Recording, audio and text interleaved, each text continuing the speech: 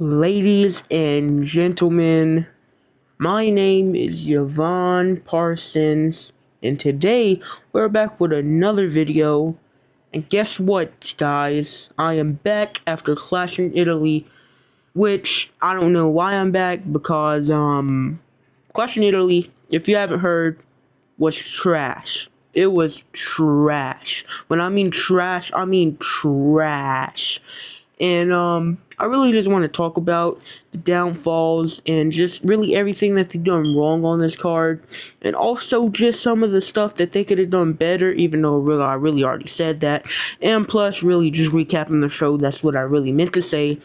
But of course, there's going to be downfalls to every side of the show and everything. But let's get into it. So opening up, we start with the first free hour, as I like to call it. Sometimes I like to call it the pre-show, I'm gonna be honest. But we kick it off with Cody Rhodes versus the ring general Gunther. It was a very interesting aspect between this match. I don't know if it was a botch. I don't know really what happened in this match. But Gunther's feet was underneath the rope, guys. I mean, like, if you can see that picture, it was underneath the rope. Like, when that really happens, the only thing that you can do is like just stop the count or something like that. I don't know if it was an accident by Gunther and he was actually supposed to get pinned and they had to switch angles or something like that. I don't know if the referee was supposed to stop and, Gunther, because he lifted up his leg after. That's also one of the reasons maybe he wasn't supposed to do that. I don't know. Maybe they had to switch plans entirely. I'm pretty sure on my behalf and my beliefs, I do think that Gunther botched it, and I do think that the original plan was Cody just beats him clean and, not anything. But I feel like that this is really interesting to see what's going to happen at what's the next pay-per-view, Night of Champions. It's going to be very interesting to see what's going to happen at something like Night of Champions, because there's so much more things that they can do with Cody right now, especially after the Gunther stuff and everything that just happened. And I feel like Gunther, he's a guy that can take a loss, especially like this, because he really didn't take an L. And plus, I do see him winning the next match against Cody. And I kind of am shocked that he didn't even win at this, because I was rooting for him. Meant to make a video about the predictions, but it never happened. By the way, I am back. Try to be back, at least. I am trying to be back full time. I know I kind of take breaks a lot, because I done a Dynasty review, didn't follow up with Double or Nothing or a Dynamite review, but I am getting back into AEW. There's a lot of good life in wrestling right now. A lot of good stuff in AEW, a lot of good stuff in WWE. Actually, there's not, but I'm just saying it for the sake of this video. Just trying to keep it truthful over here, but I am back as better as I can, and trying to get out these videos for you as much as I can, because I know y'all like my videos. But if you do want to show some extra support, you can also go to my Patreon, trying to revive that, link in the description. Might not even put it in there because I am, trying to revamp my Patreon. Might quit it because I haven't really posted anything in like 2 months, like 1 month, because I haven't been doing any reviews on the actual product or the actual wrestling. Trying to copy a lot of people out here just to make some quick bread, if I'm being honest. That's always what I've done. And a lot of you people do it at the same time, not trying to just yap your head off, but a lot of people do that at the same time, so that's the reason why I choose to do it. And plus, it really does help, and it does support the growth of the channel. And maybe if I do get some subscribers over there at Patreon, I won't be leaving as much. I know that's kind of sad to say, but that's more videos and more money and more everything that's coming to my name. So it's really just good for me. And also, we got to talk on to the next match. And the next match is Jade Cargill versus Rhea Ripley. Now, if you saw some reviews on this online,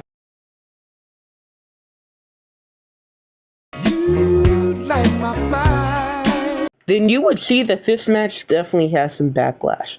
Especially when B-Fab or Michin or whichever one of them was supposed to put the foot on the rope. That's how you know that this wasn't that good of a match, if I'm being honest. But nevertheless, it was better than the main event. So what can I say?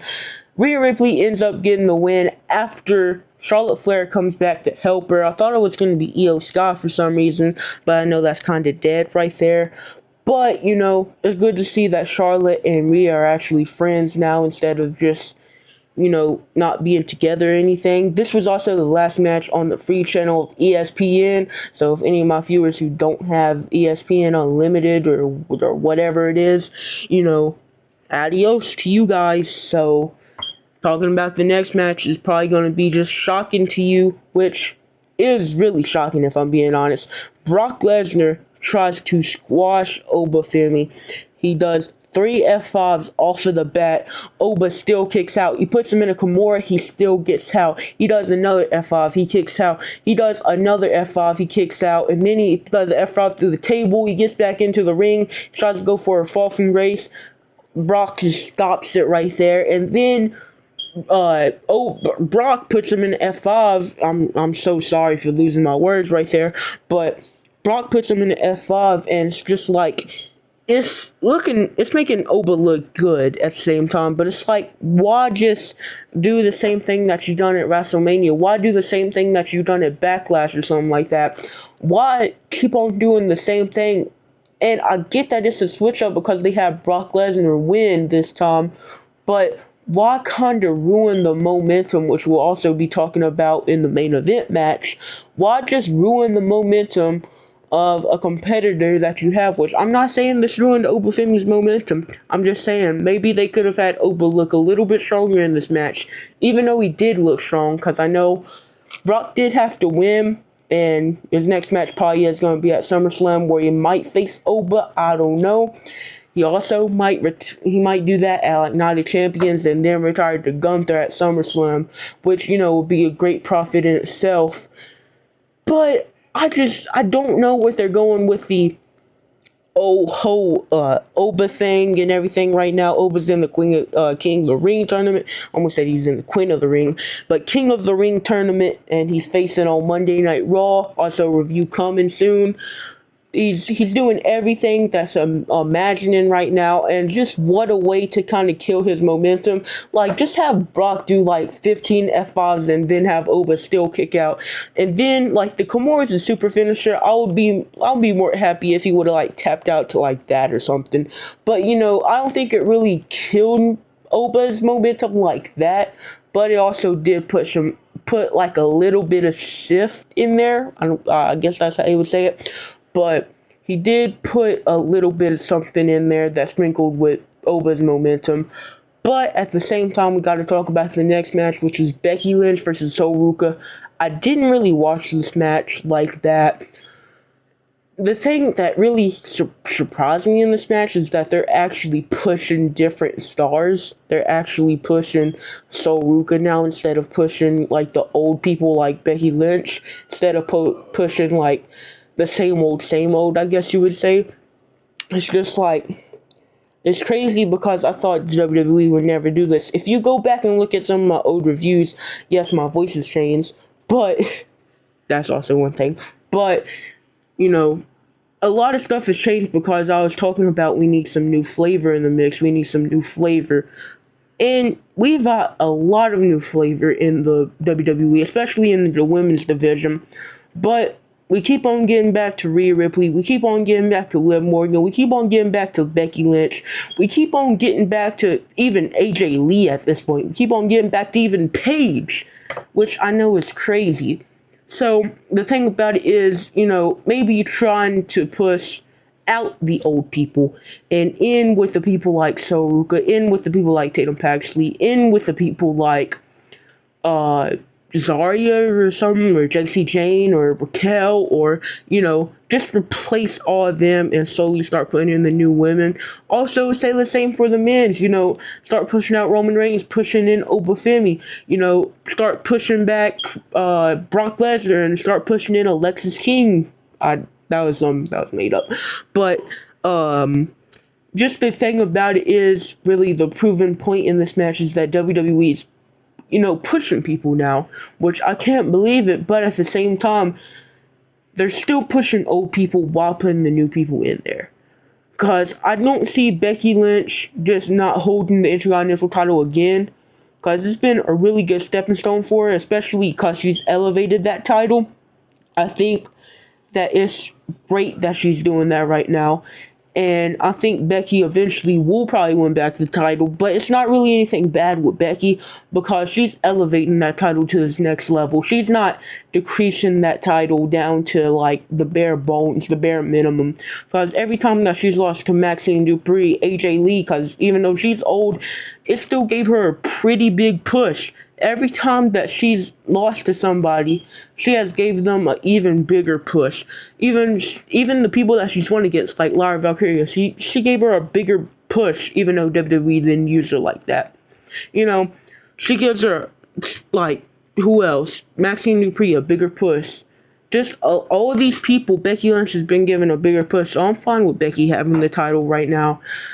I think this was a great match. I think it done great at what it should do. And, you know, didn't really watch the match like that. Can't really tell you a lot of the stuff. And finally, the Soul Snatcher wasn't botched. I don't know if that should be good or anything, but at least it wasn't. And now going to the main event, the Tribal Combat, aka the Tribal Suckbat. Wait, that did not sound... Alright, but anyways, going on to Tribal Combat, we have Jacob Fatu versus Roman Reigns. We think there's going to be a great match, but it's literally just a piece of dookie in the match. They literally didn't give Jacob a single hit, basically, in this whole entire match. They killed 2 security guards in the process. I don't know if they're good or anything, or if they were selling it. It's just... the WWE, at this point, give Jacob some momentum, because this is what I was saying back from earlier. They killed Jacob's whole entire momentum from Backlash. Backlash, they made Jacob look strong. Backlash was actually a good event, but then they just kill all of Jacob's momentum. The pay-per-view after, literally, Backlash, they killed Jacob's momentum, and it really does make people mad, especially the Jacob Fatu fans, the Jacob Fatu stans. You know, it really does make them mad because they want to see Jacob win. You know, they want to see people like Jacob do good. And the thing about it is, it's just like, yeah, I want to see them do good too. But, like, at the same time, when you have them kill their momentum, you can't even see them in world title pictures anymore. You can't even see them like that. And that's the thing about it. They just need to stop burying these people. And like I was saying in the last match, they need to push out the old, put in the new. Slowly and slowly. I think that's what WWE is doing right now. But squashing Jacob Fatu is not going to help them do it. So really, all I gotta say to this is that Clash in Italy sucks. Clash in Italy was one of the worst pay-per-views of 2026, in my opinion. Not worse than the Royal Rumble. Worse than the Elimination Chamber. And I'll even go as far as to say that it was worse than WrestleMania. I don't know about Night 1, but Night 2 definitely. I think Night 2 was definitely better, but I do think that Clash in Italy sucked awful. I think the Tribal Combat failed. And if you want to leave your ratings, feel free to in the comment section below. It's just, you know, all this stuff that's happened with the Tribal Combat and stuff. I think that I expected more. And it really just blowed out my expectations. Not in a good way, in a very bad way. So, what I gotta say to that, WWE, push new stars and do better shows. And I'm out. Peace.